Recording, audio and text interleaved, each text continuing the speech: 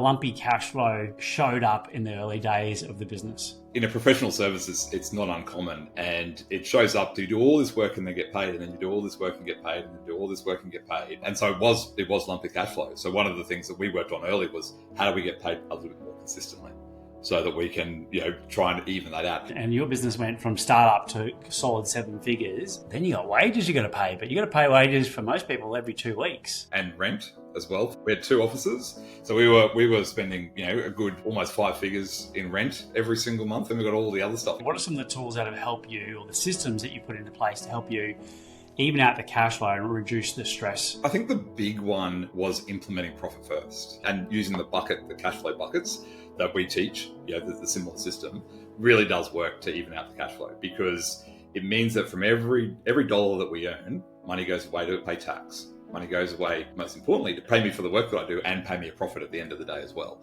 It allows me to pay my expenses. And coupling that together with the cash flow tool, every Monday, we sit down as a team and we go through our cash flow and we monitor it, and we do that every single week. And we're now in a position where we have a very nice cash buffer, but early on we didn't have that. And so that for me is probably the biggest tool. That gives me a lot more certainty. And it makes me feel more relaxed to know that I can pay the bills that are coming up. And that stress piece around, if I lose a client, in the past, I'd be like, oh my gosh, the business is going to fail. It's never going to happen. And I reckon that's probably the biggest lesson that I've learned, actually, is that if you do the right things, if you do the right things by people, if you do the work right, and you network well and you deal with the clients properly, there's always more work coming in. And if you've got a good system behind how you do that, you're always going to get more work coming in.